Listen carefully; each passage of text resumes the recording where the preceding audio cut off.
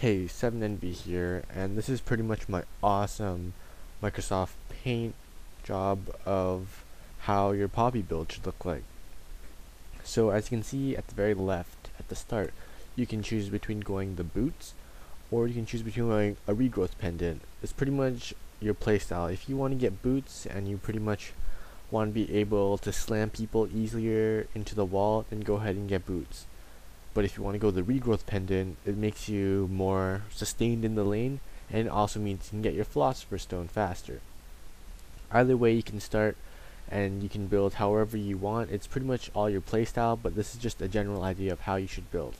So after your way back, you can always build a philosopher's stone after your boots, or you can build your boots before your philosopher's stone. It doesn't really matter. For your next item, your sheen. That's pretty much your core for early game. Basically, with extra AP, mana, and the sheen proc, which synergizes very well with your Q, that helps aid your damage output. And by then you should have your tier 2 boots, because Poppy is very dependent on movement speed for landing those perfect wall bangs. If you can't wall bang, then you shouldn't play Poppy. So here are 4 different boots that I would recommend to playing on this, depending on the situation or play style of the game. You have your Sork boots. Basically, if you want to maximize your burst, you can go ahead and get your Sork boots. It scales nicely with your E and your Q with the extra magic pen, even if you're going AD. You have your Ninja Tabby, which pretty much is, if there's heavy AD on your team, you can get Ninja Tabby, and pretty much it keeps you more sustained in team fights and giving you that extra armor and dodge boost.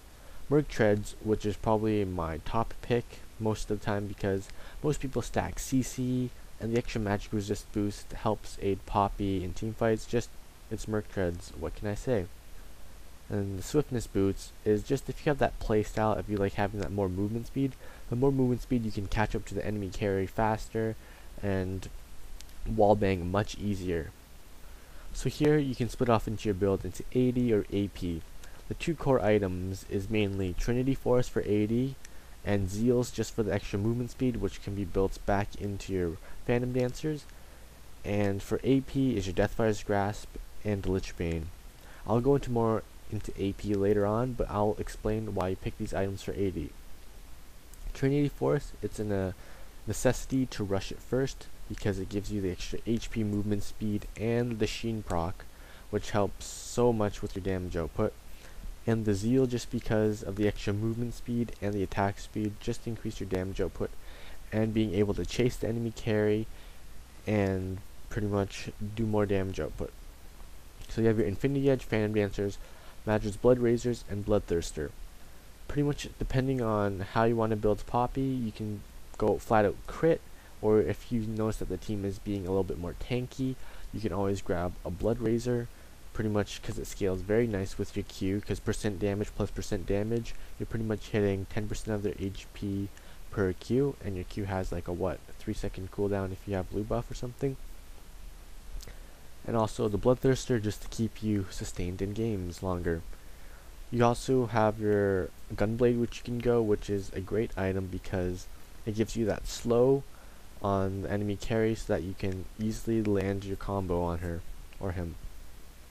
And for AP, you can get Deathfire's Grasp and Lichbane as your core. Pretty much when Deathfire Grasp get boosted by your ults, that pretty much is the reason why you want to get Deathfire's Grasp first. And with the AP of Deathfire's Grasp and some AP runes, your Lichbane should be doing, you should have more AP than AD, therefore you will benefit from your Lichbane over your Sheen.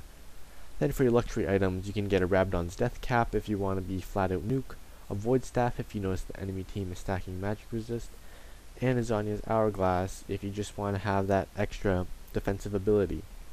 The Abyssal Scepter is great for your team because it adds the extra MR for you and the MR reduction for the enemy team. So you notice at the bottom there are items such as for map control, which if your support is slacking off and isn't buying enough wards, you can go ahead and buy sight and vision wards when needed. And some situational items are Force of Nature or Banshees if you find that you're getting bursted down. Funny because Poppy's passive.